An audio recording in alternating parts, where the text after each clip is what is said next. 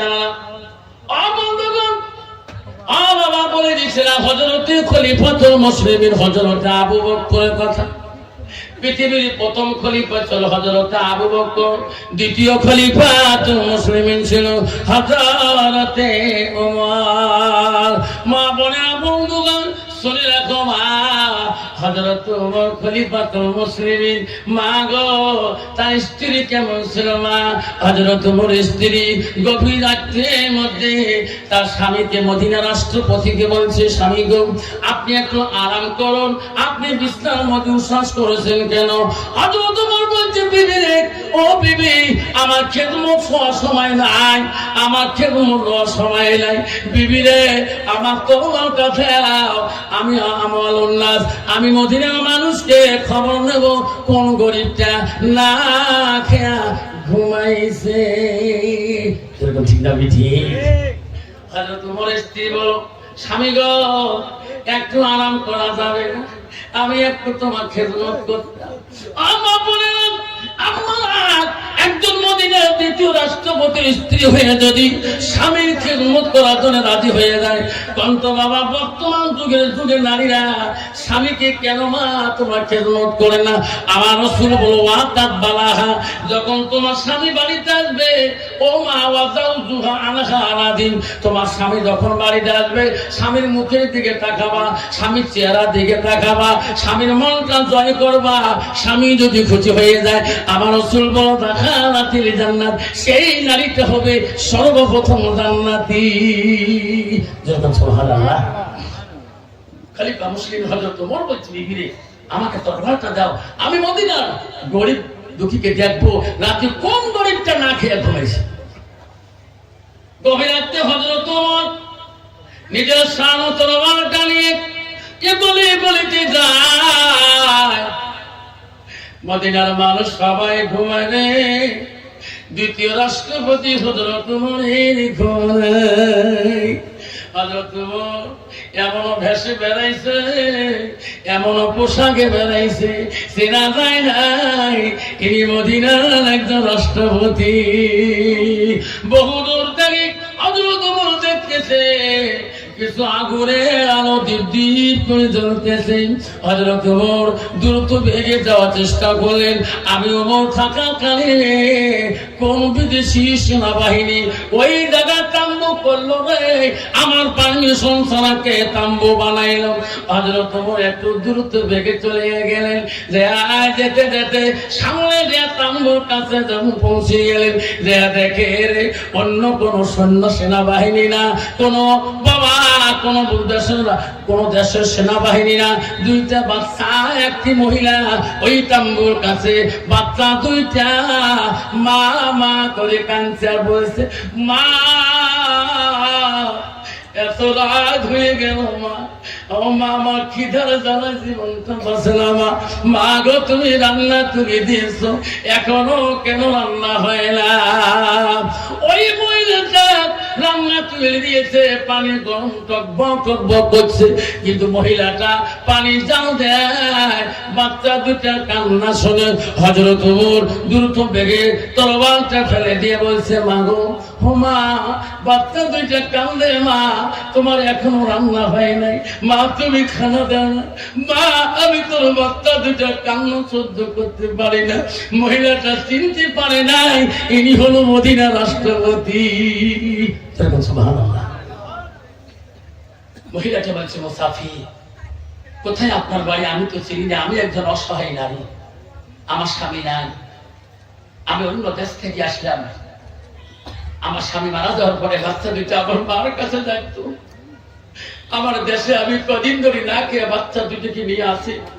আমি শুনছিলাম মদিনার রাষ্ট্রপতি, মদিনার খলিফা আমাদের মতো বড় বড় দানি, আমি তার কাছে সাহায্যের জন্য মদিনায় আসছি, কিন্তু মদিনায় খলিফা ওমরের বাড়ি কোথায় আমি জানি না, কিন্তু এই জায়গায় আসতে আবার রাত হয়ে গেছে, আমি পথ না জানি, আমি তাম্বু বানিয়া বাচ্চা দুটোকে নিয়ে ঘুমাবো, কিন্তু ও মুসাফির বাচ্চা দুটো কি দিলে জ্বালায় ঘুমায় না, বারবার আমার কাছে বাচ্চা খানা চা, আমি কোথায় পাই? আমার কাছে রান্না করার মতন কোন বস্তু মুসাফির, আমি মা চলতে পারি না রে মুসাফির, আমি বাধ্য হয়ে আমার পাল্লা হাড়ি খেবার করি, পানি তুলি দিয়ে জাল দিয়ে গরম করে বুঝাই, বাবা তোমরা ঘুমিয়ে যাও, আমি রান্না হয়ে তোমাকে ডাকি খাওয়াবো। গলিবারে পানি তুলে দিতে থেকে হাড়িতে পাল্লাতে, কিন্তু কিছু খাদ্য বস্তু দেই নাই।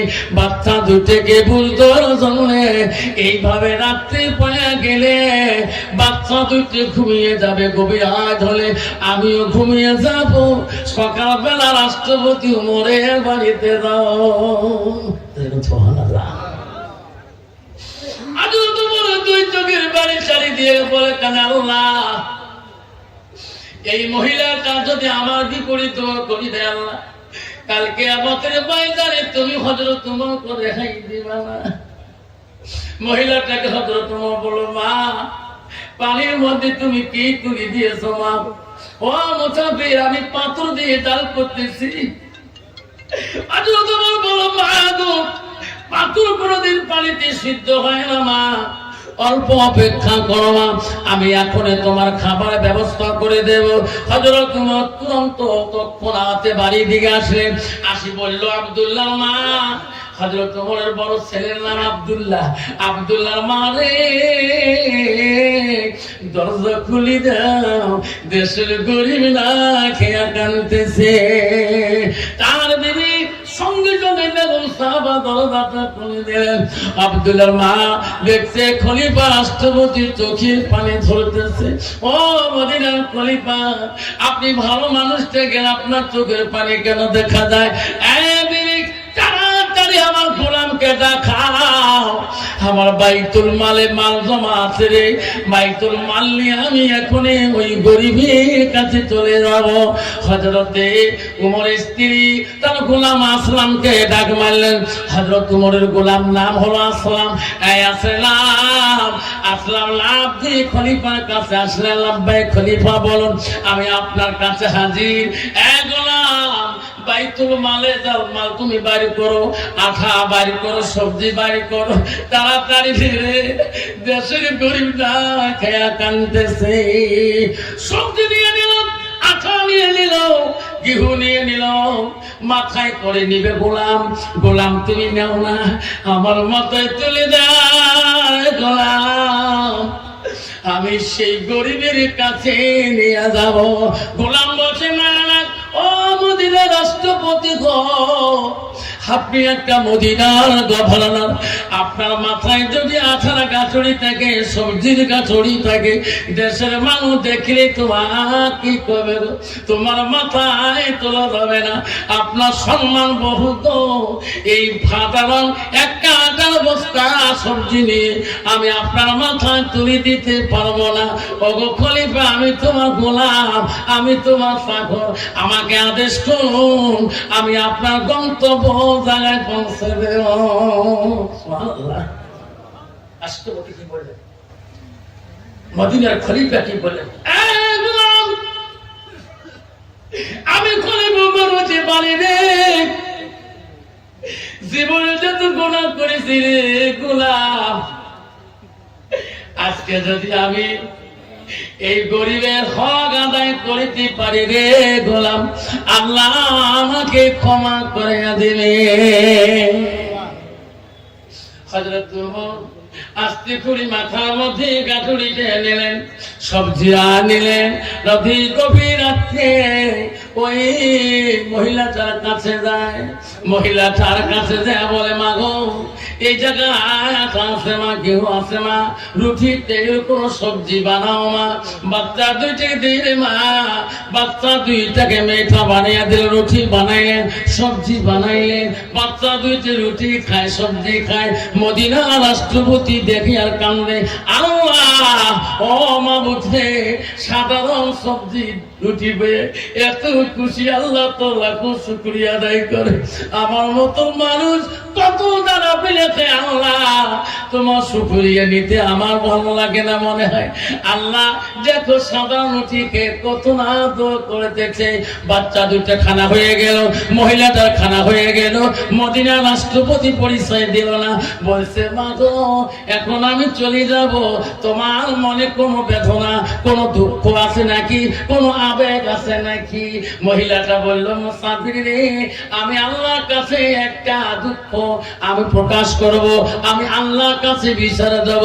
খলিফা বলল মা তুমি কি আবেগ বিচার দেবা? মুসাফির আমি আল্লাহকে বলবো আল্লাহ এই দেশের রাষ্ট্রপতি হযরত ওমরকে না বানায়া এই মুসাফিরটাকে কেন বানায় শুনে? আল্লাহ হযরত ওমর না হয় রাত্রিকালে এরকম মুসাফির যদি দেশের রাষ্ট্রপতি হয়, দেশের গরিব না খেয়ে কোনদিন কষ্ট পাবে না। যেরকম সুবহান। বর্তমান আমাদের ধুবড়ী জেলাতে, তোমাদের এলাকার নাই রে মা, হাইরে রেশন কার্ডের কাটাকাটি আর কাঠ দিয়ে করে দেয়। তোমার তুই আছে তার নাম করে ঢুকিয়ে কি বসে খেলা রে মা, তোমার জায়গা নাই রে বা, গরিব মানুষের ঘর থাকতে জায়গা নাই, যার তিনটে ঘর তার এক নম্বর আছে, চারটা নম্বর আছে। কি রে মেম্বার ভাই মামলা ই না তিনটে ঘর, ওই লোকটা না হ্যাঁ এটা সিরিয়াল নাই, সেটা তোমার ভোজনে টাকা তার ঘরটা দেখছেন বাবা। হ্যাঁ বাবা কত খাবো পেট খাটাইবে তো, মিসকিনের হরি গরিবের ভক্তি নষ্ট করি। তখন খলিফা ওমর বলছে মেয়েটাকে মা তোর মনে কোনো দুঃখ আরো আছে? বলছে আছে। কি? মুসাফির আমি কিয়ামতের ময়দানে আল্লাহকে জানাবো আল্লাহ মদিনার মধ্যে এরকম একটা মানুষ গরিবের যদি সহায়কারী হয়, মদিনার মানুষ গরিব কোনোদিন কষ্ট পাবে না।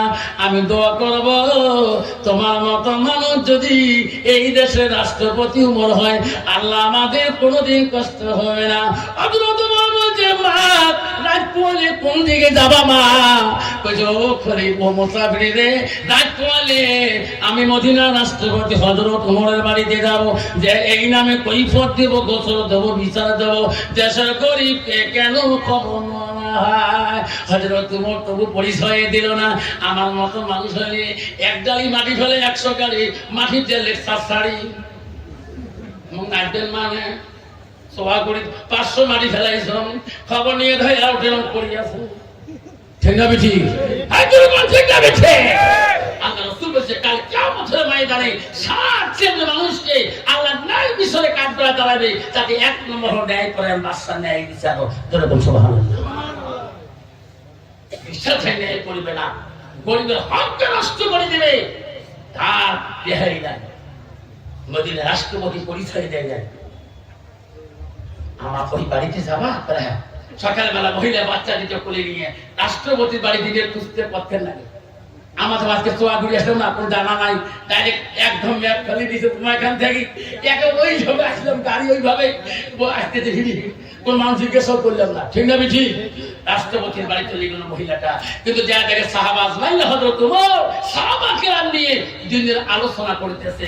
মহিলাটা দূর থেকে দেখতেছে সর্বনাশ, রাত্রিবেলা যে পুরুষটা আমার কাছে খাওয়া খাদ্য নিয়ে আমার মধ্যে সহায় দিয়ে মিষ্টি কথা বলছিল, আজকে এত মানুষের সামনে এই লোকটাই কথা বলছে, মনে হয় এ নিয়ে রাষ্ট্রপতি।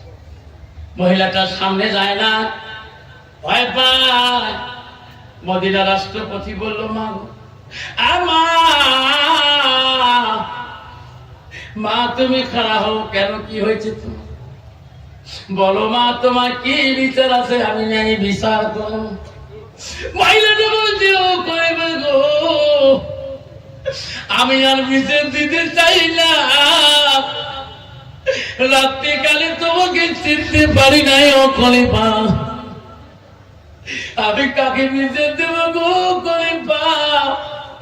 আমি আপনার সাথে বেয়াদবি করেছি খলিফা, আমি যদি আপনার নাম জানতাম, আপনি দেশের রাষ্ট্রপতি হযরত ওমর, আপনার নাম ধরে ধরে আমি কোনোদিনও কথা বলতাম না। আমি বড় অপরাধী গো খলিফা, আপনি আমাকে ক্ষমা করবেন। কিনা রাত্রিকালে চিনতে পারি নাই আপনি এই দেশের রাষ্ট্রপতি হযরত, আমাকে ক্ষমা দাও। হযরত ওমর বলছে, মা মা তোমাকে ক্ষমা করে দেব। সত্যি মা, তুমি আমাকে রাত্রিকালে চিনতে পারো নাই। আব্বারা রে, মদিনা রাষ্ট্রপতি একজন হয়ে দ্বিতীয় রাষ্ট্রপতি হযরত ওমর হয়ে দেশের মানুষ অন্য দেশের মানুষ চিনতে পারে নাই। রাস্তাঘাটে এমন ভাবে বেড়াইছিলেন বাবা, তাকে চেনা যায় নাই, ইনি একটা মদিনা রাষ্ট্রপতি। জানো না